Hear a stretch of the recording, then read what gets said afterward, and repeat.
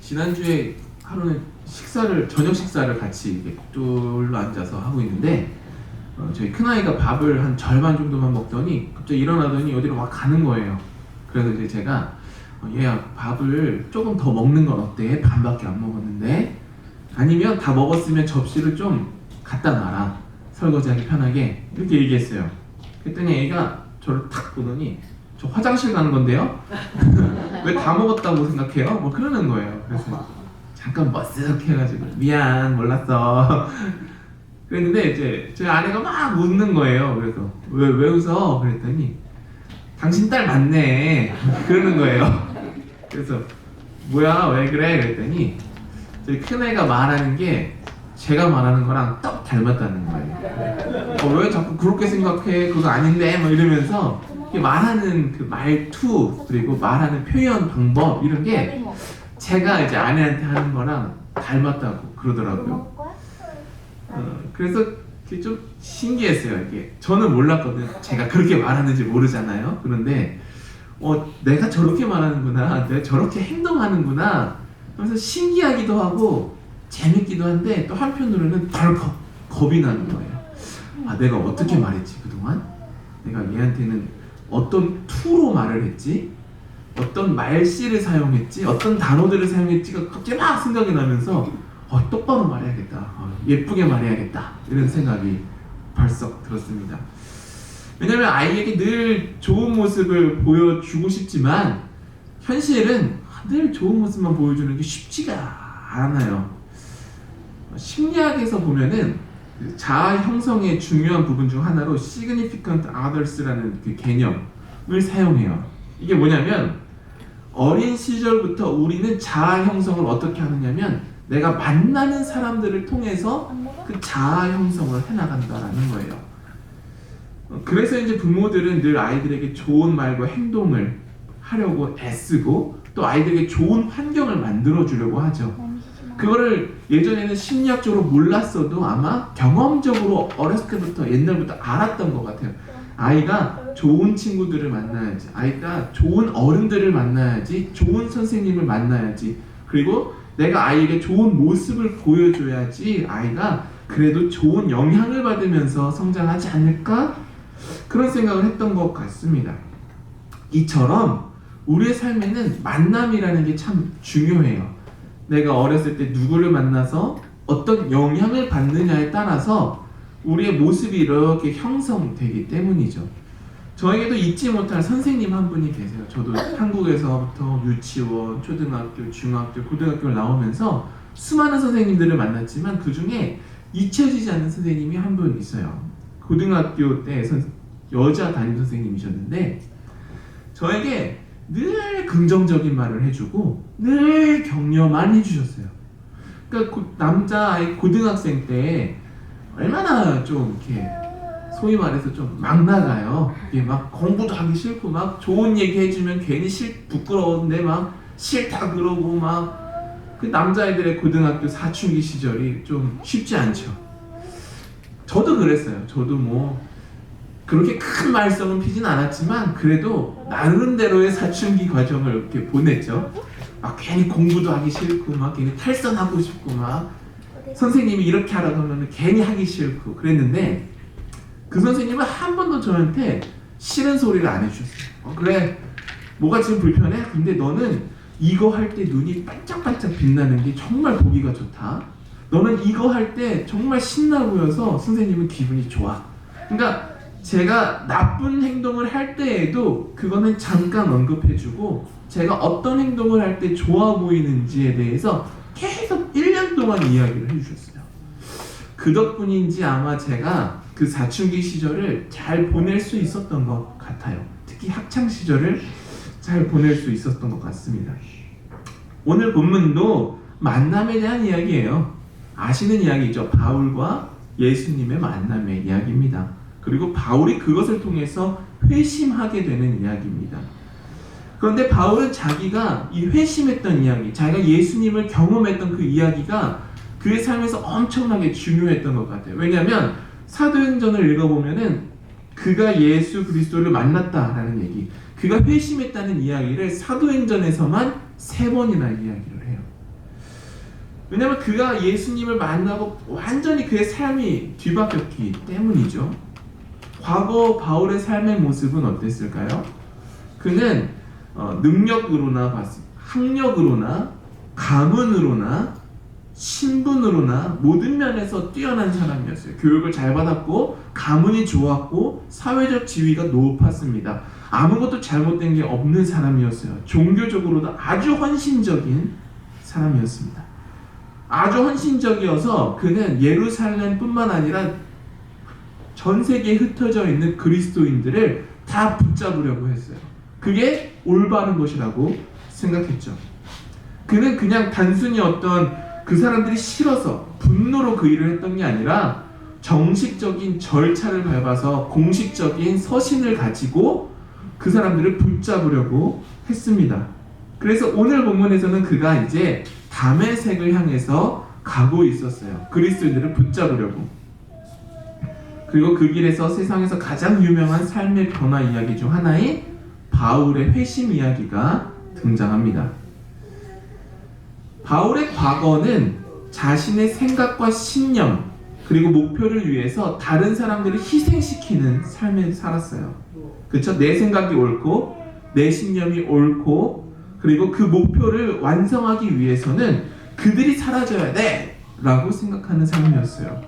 그래서 사울은 폭력적으로 행동했고 타인의 삶을 파괴하면서도 나는 신의 대리자야, 나는 하나님의 일을 하고 있어 라고 생각했습니다. 그렇죠?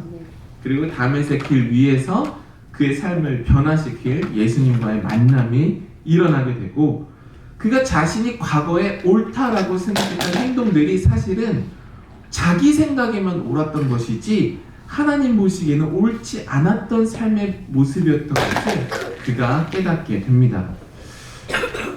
그가 그렇게 깨닫게 되었을 때 그는 세 가지 선택지 앞에 서게 돼요. 우리도 마찬가지예요. 세 가지 선택지가 뭐냐면 첫 번째는 내가 과거에 잘못했던 것을 깨달았을 때 그것을 인정하는 게 첫 번째 옵션이에요. 두 번째는 나는 끝까지 틀리지 않았다라고 주장하는 거예요. 그리고 마지막은 몰라서 그랬다. 그냥 그런 일은 없었어. 그냥 그랬다고 그냥 슬쩍 무시하면서 넘어갈 수 있었어요. 우리도 그렇고 바울도 그렇고 똑같습니다. 근데 바울은 어떻게 했습니까? 바울은 무시하거나 거절하지 않았어요. 그는 인정했습니다. 예수님의 빛과 음성을 들은 후 그는 사흘 동안 먹지도 마시지도 못했다고 했어요. 그 시간 동안 그는 과거를 직면하는 시간을 가졌을 겁니다. 그리고 그는 과거에 했던 일들의 그 결과들에 대해서 책임지기로 해요. 바울의 편지들을 보면 어때요? 그는 자신의 과거, 그 어두웠던 과거, 자신이 했던 그 핍박했던 과거를 하나도 숨긴 적이 없어요.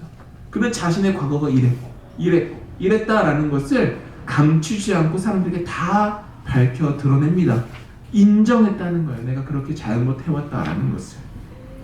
남의 이야기로 들으면 쉬워요, 이게. 그쵸? 바울은 그랬구나 하면 쉬워요. 그러나 내가 올바르게 살고 있다라고 믿는 사람에게 그건 잘못된 거야. 그래서 그 사람이 내가 잘 살지 못했구나, 내가 옳지 않게 살았구나라고 인정하게 만드는 것은요 쉽지 않아요. 어려운 일입니다.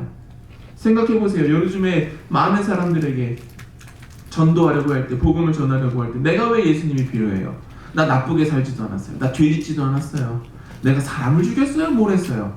내가 왜 구원이 필요하고 내가 왜 예수님이 필요하죠? 내가 잘못된 게 하나도 없는데 왜 예수를 믿어야 하나요? 이렇게 묻는 사람들이 세상에 분명히 있죠. 많이 있습니다.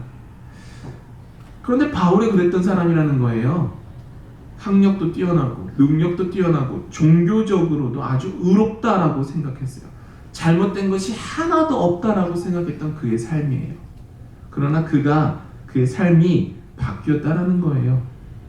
우리는 바울처럼 물리적으로 누구를 학대하고 있지는 않아요. 그러나 내가 옳다라는 생각 때문에 누군가에게 상처를 줄 수 있지요. 또는 교회 안에 있다는 이유만으로 안도하면서 아무것도 하지 않는 사람들도 있습니다. 바울이 그랬다라는 거예요. 자기가 사실은 잘못된 삶을 살고 있었는데 스스로 옳다라고 생각하고 있었다라는 거예요. 누군가에게 물리적으로 가하진 않았지만 우리도 말로 누군가에게 상처를 주고 있어요. 그러나 많은 사람들이 그 말로 주는 상처를 모른 채 내가 뭘 잘못했는지 모르고 있다는 거죠. 또는 그냥 도덕적으로 올바르게 살고 있기 때문에 자기의 마음이 딱딱하게 굳은 거를 몰라서 자기는 괜찮다라고 생각하는 사람들이 있다는 거예요. 바울이 그런 사람이었다는 거죠. 그러나 예수를 만남으로 그의 삶이 바뀌었죠. 과거에 내가 옳다라고 생각했던 게 사실은 옳지 않았다라는 것을 깨달았어요. 그리고 인정했어요. 그리고 그는 회개했습니다. 바울을 통해 회개의 참된 모습을 볼 수 있어요. 회개는 과거의 잘못을 지우는 게 아니에요. 회개는 과거의 잘못을 인정하되 더 이상 그 과거의 실수, 잘못이 나를 지배하지 못하도록 하는 겁니다. 그러니까 내가 예전엔 그랬어, 맞아, 그랬어. 그러나 지금은 그렇지 않아 라고 말하는 게 참된 회개예요. 우리는 회개는 마치 그냥 슥 지워서 종이를 쓱 잘라내서 없었던 것처럼 시침이 뚝 떼는 거라고 생각할 수 있지만 그런 게 아니에요. 바울을 보세요. 그래, 그랬어. 예전에 내가 그랬어. 맞아, 잘못했지. 그러나 지금 나는 그렇지 않아 라고 말하고 있죠. 그게 회개예요. 과거의 책임을 인정할 때, 그리고 주님이 주시는 새로운 책임감, 사명을 우리가 받아들일 때 비로소 우리는 새로운 사명을 향한 삶을 살아갈 수 있습니다. 바울은 회개했어요. 그리고 우리가 알듯이 남은 여생을 사도로서 살아갔습니다. 그런데 그가 짊어져야 할 삶의 무게를 한번 생각해 보세요. 그의 입장에서 한번 생각해 보세요. 그는 예수를 만나기 전에 어떤 사람이었어요? 알고 있죠. 박해하는 사람이었어요. 수많은 사람을 결박하고 죽이는 일을 하는 사람이었어요. 그리스도인들에 대해서 그 일을 했던 사람이에요. 예수 믿는 사람들만 잡아던 사람이에요. 근데 그 사람이 갑자기 예수님을 믿으라고 증언하는 거예요. 바울의 입장에서 생각해 보세요. 내가 그동안 수많은 사람들을 억압했는데, 피해를 줬는데, 잡아가뒀는데 내가 예수님을 믿으라고 하면 사람들이 믿어줄까? 이제 와서 내가 뭘 할 수 있을까? 생각할 수 있죠. 고민할 수 있죠. 세상의 논리로만 보면 바울은 이미 너무 멀리 간 사람이에요. 너무 늦어버린 사람이죠. 바울만 그런가요? 여러분의 가족 또는 여러분의 삶을 한번 생각해 보세요. 과거의 어떤 실수 때문에 여전히 머뭇하는 사람이 우리 주변에 있습니다. 또는 여러분이 그럴 수도 있어요. 새로운 시작을 해야 되는데 이제 뭔가 새롭게 시작해야 하는데 라고 생각만 하면서 여전히 주저하고 있는 사람들이 있습니다. 그러나 하나님의 은혜는 너무 늦지 않았다 라고 말해준다는 거예요. 하나님의 부르심에는 늦음이란 없다라는 겁니다. 과거의 실수도, 우리의 나이도, 우리의 조건도, 우리의 배경도 어떤 것도 하나님의 부르심을 막을 수 없습니다. 여러분, 현재 상황이 어떠하든 하나님은 오늘도 여러분을 부르고 계십니다. 하나님의 은혜는 마른 뼈가 되살아나게 하듯 우리의 과거가 어떠하든지, 우리의 지금이 어떠하든지 새로운 희망을 주시는 것을 기억하시길 바랍니다. 성경에 수많은 사람들이 우리와 똑같은 조건에 있었어요. 너무 늦었다라고 생각했고, 너무 많은 실수를 했다고 생각했고, 이제는 아닌가 보다 그렇게 생각했어요. 그러나 그때 하나님의 은혜가 임하시자 새로운 일이 시작됐습니다. 바울은 그의 이름이 사울에서 바울로 바뀌었습니다. 그렇죠? 이름만 바뀐 게 아닙니다. 과거 자신의 신념과 생각을 위해 타인을 핍박하는 삶에서 나의 신념과 믿음을 위해서 자기 자신을 희생하는 삶으로 바뀌었어요.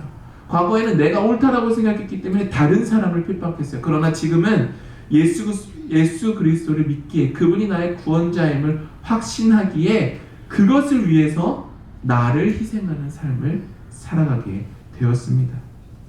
즉 그는 예수 그리스도 안에서 삶의 목적 자체가 새롭게 재정의된 것이죠. 오늘 본문 20절과 22절 읽진 않았지만 보게 되면 바울은 회당에서 예수가 하나님의 아들이시다라고 곧바로 나가서 전합니다. 그러나 사람들이 어땠어요? 믿지 않으려고 했어요. 냉담했어요. 의심했어요. 이제 바울에게 복수할 때가 되었다라고 생각하는 사람들도 나타났습니다. 그래서 그를 죽이고자 하는 사람들도 나타나기 시작해요. 바울은 이상했겠죠. 나는 이제 과거의 실수, 잘못을 다 인정했는데, 숨기지도 않았는데, 이제 나를 희생하면서 예수 그리스도를 전하려고 하는데 안 믿어주는 거예요, 사람들이. 그러나 그는 물러서지 않고 자기에게 맡겨진 그 책임을 다합니다.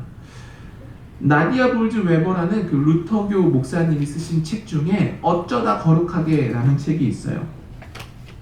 그 안에 예수님의 어머니 마리아에 대한 묵상 이야기가 담겨 있습니다. 제가 나눠드릴게요. 마리아가 천사가 나타나서 이제 예수님을 이제 낳을 거다. 그는 하나님의 아들 메시아다라고 전했죠. 그리고 자신은 하나님의 은혜를 받은 자라는 것을 듣게 되었어요. 그때 마리아는 어떻게 행동했나요? 왕을 낳을 어머니처럼 이제 좀 행동했나요? 아니면 내가 좀 특별한 사람이구나, 그런 그 특별함을 드러내려고 행동했나요? 그러지 않았어요. 마리아는 그저 말씀대로 내게 이루어지이다, 이렇게 한마디 말을 했습니다. 마리아의 믿음이 대단한 이유는 하나님의 말씀을 있는 그대로 믿었기 때문입니다. 그리고 바울도 똑같이 행동했습니다. 그는 주님의 음성을 통해 새로운 사명, 새로운 책임을 받았어요. 자기가 했던 수많은 잘못들이 있지만 그 잘못을 덮어버리고 이제 다시 시작하라는 주님의 음성을 받아들였습니다. 예수 그리스도를 주인으로 따르는 삶을 살라고 했을 때 아멘 하면서 그 삶을 살아갔습니다. 바울은 이제 앞으로 자기를 의심하는 사람들, 그리고 자신이 감당해야 하는 새로운 사명, 그 사이에서 살아가야만 했습니다. 나는 옳다라고 생각했던 그 일을 이제는 바꾸어서 예수 그리스도를 증언하는 일을 했는데, 이제부터는 사람들이 나를 핍박하기 시작하는 거예요. 과거에는 내가 핍박을 했어요. 그때는 불편하지 않았겠죠. 그러나 지금은 이제 내가 핍박받아야 하는 거예요. 그러나 그는 뒷걸음치지 않았습니다. 하나님이 주셨기에 그것을 받아들이고 그 삶을 살아냈습니다. 그리고 그 모든 과정 속에서 하나님이 그와 함께 하셨음을 우리는 볼 수 있습니다. 사랑하는 여러분, 하나님의 은혜는 과거의 잘못이 우리의 앞날을 가로막지 못하게 해줍니다. 하나님의 은혜는 우리의 과거의 그 실수들을 덮어주시는 게 아니라 치유해 주십니다. 그리고 새로운 시작을 할 수 있는 힘을 주심을 기억하시길 바랍니다. 아무리 늦었다라고 생각해도, 우리의 실수 때문에 늦었다고 생각해도, 우리의 나이 때문에 늦었다고 생각해도 하나님 보시기엔 늦은 때란 없습니다. 그렇기에 그동안 해보지 못했던 것, 머뭇거렸던 일, 하나님의 손을 잡고 시작해야 할 여러분의 삶에 대한 책임을 이 시간 한번 져보십시오.